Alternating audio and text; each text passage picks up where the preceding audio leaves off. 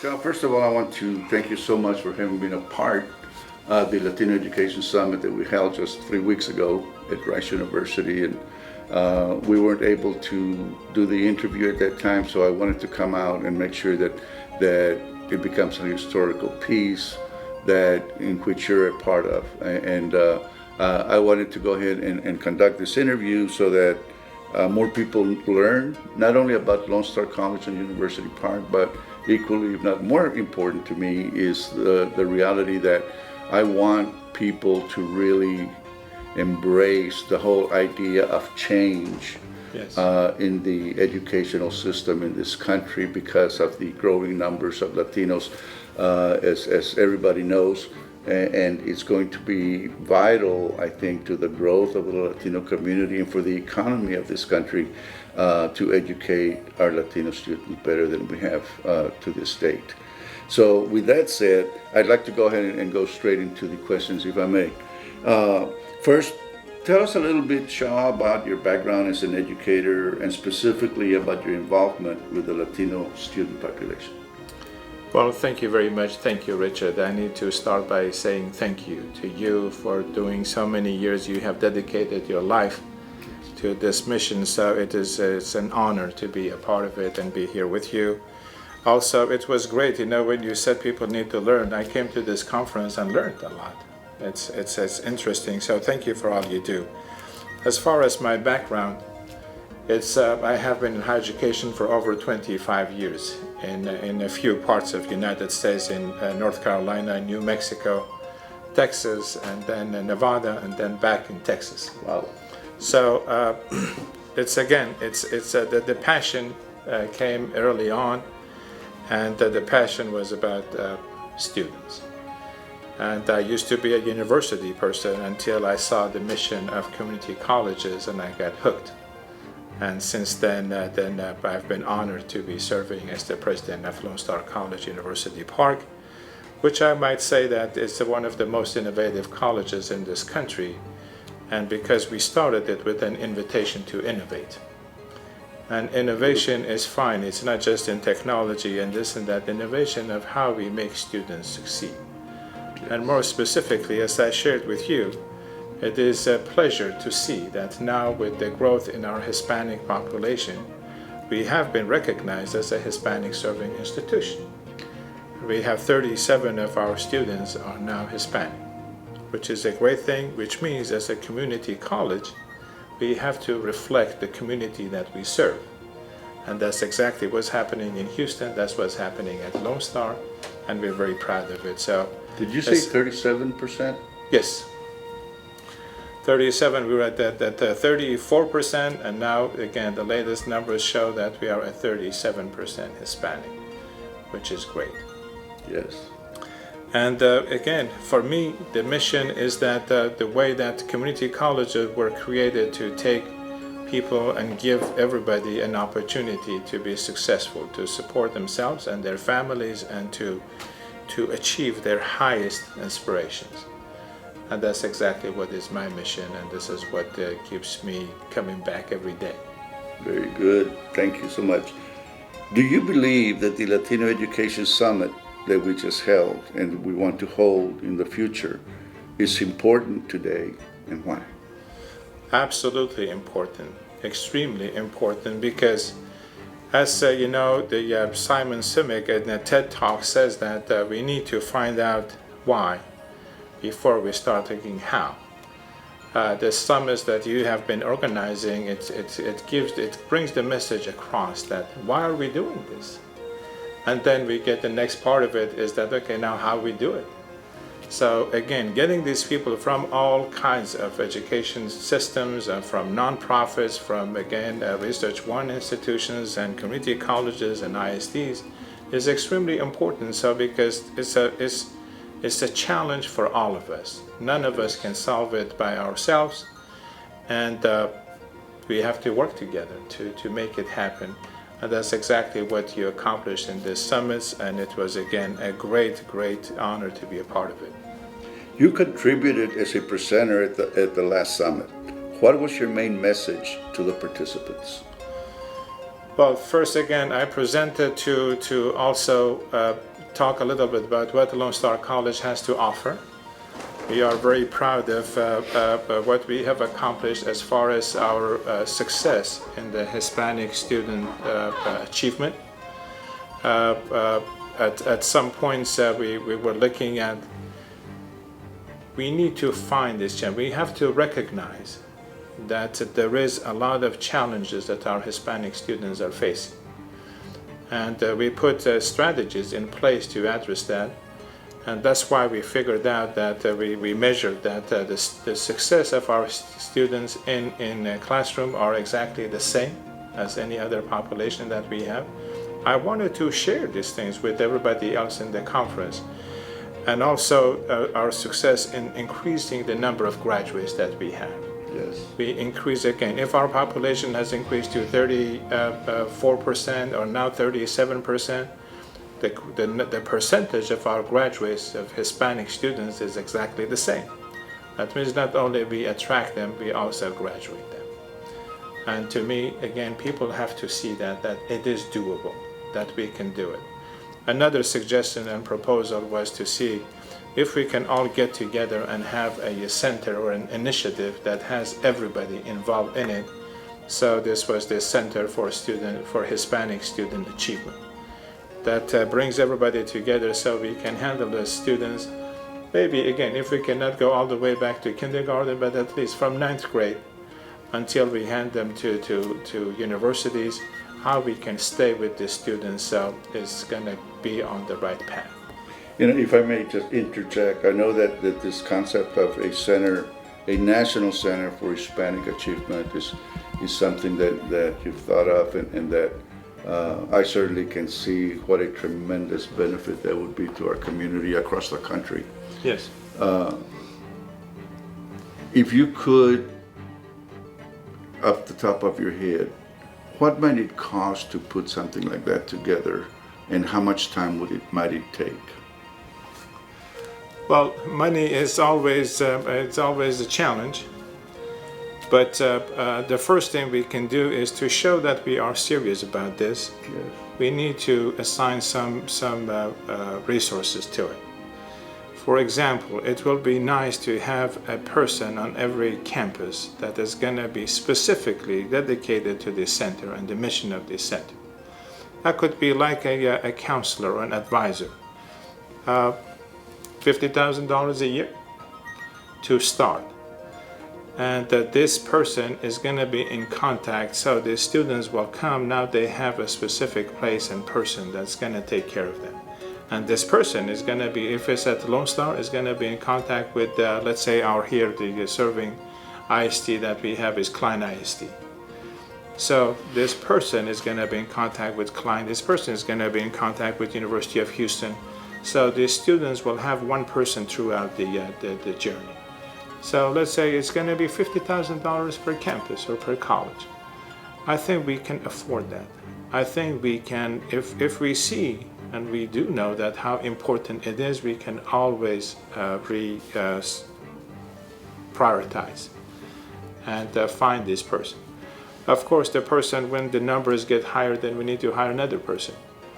But when you look at the return on this investment, and when you look at what are the other options for this any student not to succeed, I don't think we can afford that.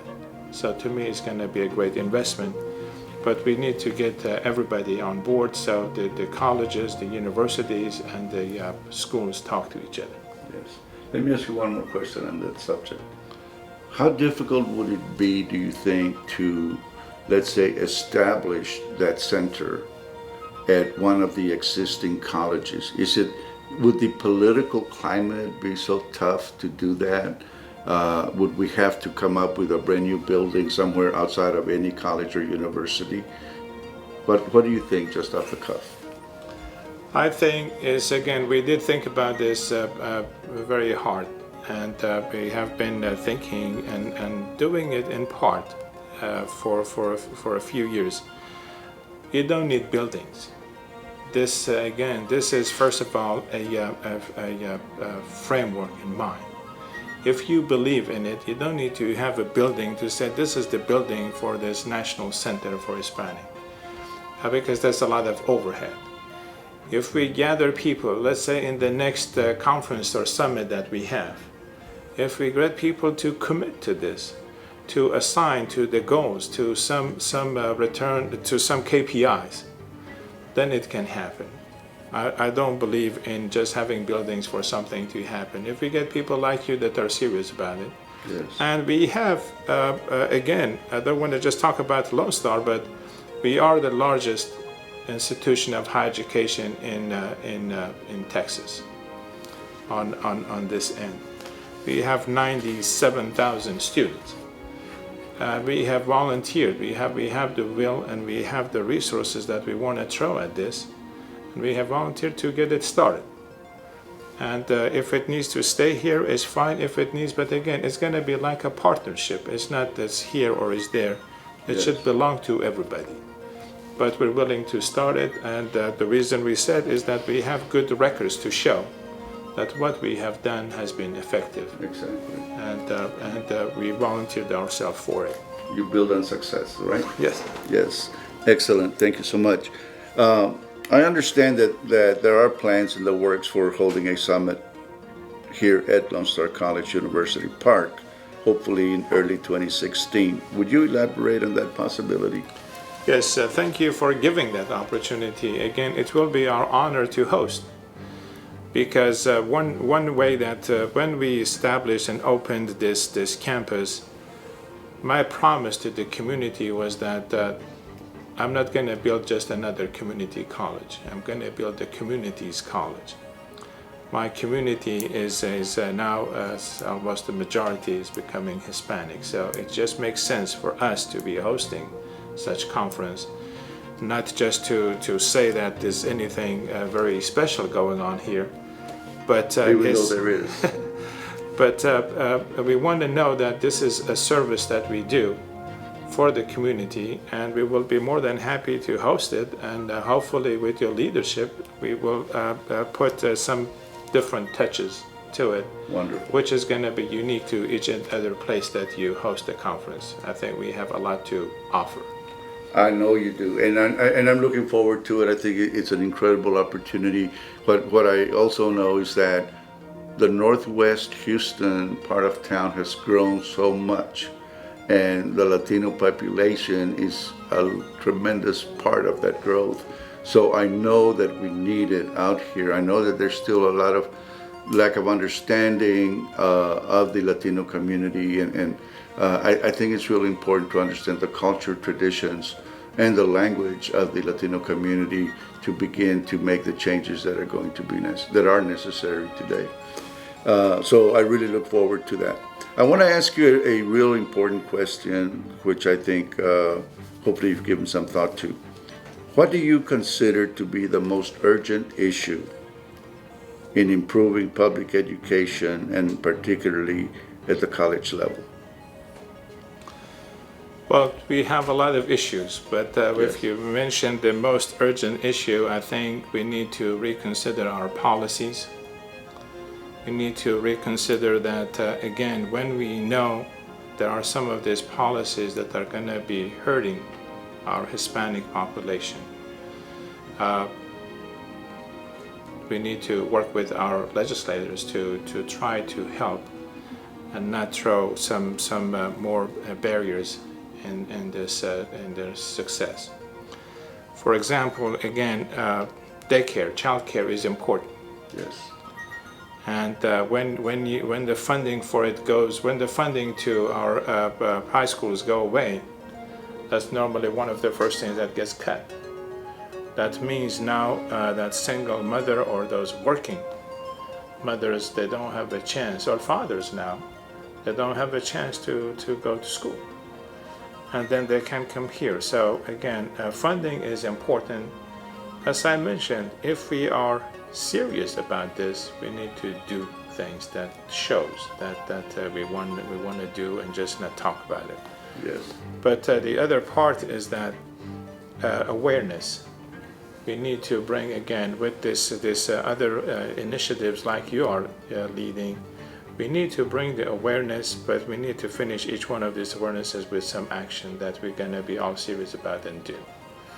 And again, from Austin and from local politicians, I think everybody can help. We need to make it a national. In my mind, this is probably the biggest national security that we have. If we don't have educated people, then nothing else counts. That's exactly right. That's exactly right.